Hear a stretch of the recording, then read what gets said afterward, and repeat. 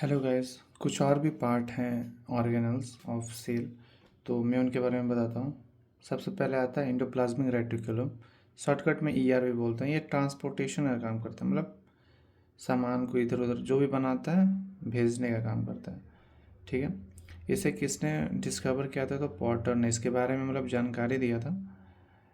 ये फिगर है, endoplasmic reticulum पूरा नहीं है, ये न्यूक्लियस है। और यहाँ पर जो आपको दिख रहा है ये एंडोप्लाज्मिक रेटिकुलम। इसका दो पार्ट हैं, एक जो कर्वलिनियर तरह का है, ये रफ ईयर होता है, और इधर स्मूथ ईयर। रफ ईयर जो होता है इसके सरफेस पे राइबोसोम होता है एंड ये प्रोटीन बनाता है।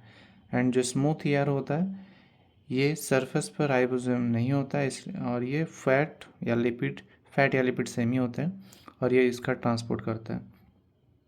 ये जो बीच में दोनों रफ ईयर और स्मूथ ईयर के बीच में ल्यूमेन पाया जाता है, जो लिक्विड टाइप चीज़ होती है जो दोनों के बीच में है। ठीक है, ये ऊपर न्यूक्लियस है, ठीक है, और जो बीच में कर्व की तरह दिख रहा है वो क्या है?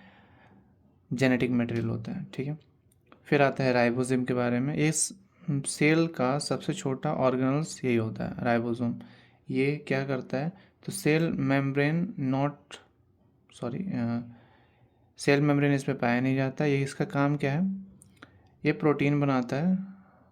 हाँ, 20S एंड 80S होते हैं, ये दो राइबोसोम होते हैं। 20S 50+30 से मिलकर बनता है, एंड वह 80S ribosome 60+40। S sedimentation coefficient पिछले क्लास में भी हम बता चुके थे।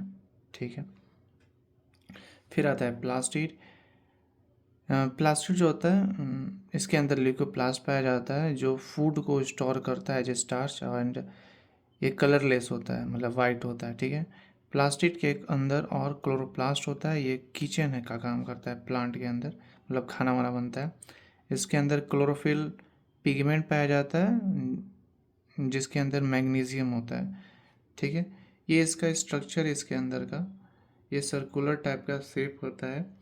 ये जो छोटे छोटे नज़र आ रहे हैं ना, इसमें स्ट्रोमा बोलते हैं, और ये जो होता है सर्कुलर सर्कुलर एक पे एक पे एक, ये थाइलाकॉइड्स बोलते हैं। मतलब एक थाइलाकॉइड्स दूसरे थाइलाकॉइड्स तीसरा सब एक दूसरे पर रहता है, तो इसको ग्रैनम बोलते हैं। ठीक है, प्लास्टिड जो होता है डबल सेल मेम्ब्रेन होता है, एंड इसमें डीएनए एंड राइबोसोम प्रेजेंट होते हैं। फिर आता है क्रोमोप्लास्ट। क्रोमोप्लास्ट की वजह से ही जो भी पेड़ है उसके कलर में, जो भी फ्रूट्स हैं उनके कलर दिखते हैं। जैसे कैरोट का जो रेड कलर होता है बीटा कैरोटीन की वजह से होता है, टमाटो का लाइकोपीन की वजह से होता है, जो फ्लावर का कलर होता है कैप्सोनिथिन की वजह से होता है।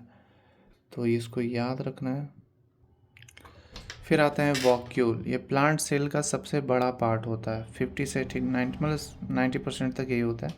ये क्या होता है? इसमें अंदर पानी से भरा होता है। आउटर लेयर को टेनोप्लास्ट बोलते हैं, मतलब वैक्यूल का जो आउटर लेयर है, आउटर पार्ट बोल सकते हैं, या फिर मेम्ब्रेन जो भी, उसे टोनोप्लास्ट बोलते हैं।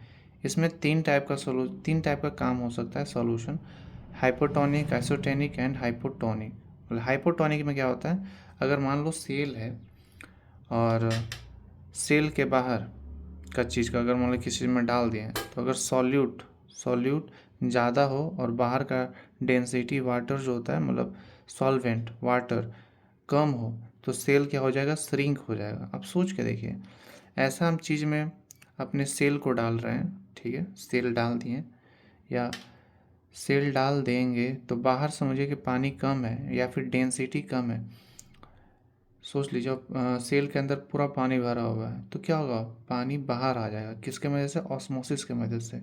ये प्रोसेस आप समझ सकते हैं, आपने पढ़ा होगा, ऑस्मोसिस प्रोसेस होता है। इसकी वजह से हायर कॉन्सेंट्रेशन से लोअर कॉन्सेंट्रेशन की तरफ चीज़ें चल जाती हैं। आइसोटोनिक, अगर सॉल्यूट और सॉल्वेंट दोनों सेम होता है तो कोई चेंज नहीं होता है। हाइपोटोनिक में क्या होता है? सॉल्यूट कम होता है और वाटर, मतलब बाहर का जो सॉल्वेंट है सेल के बाहर में, अगर ज़्यादा है तो सेल क्या हो जाएगा? फूल जाएगा। ठीक है, तो आज के लिए इतना ही।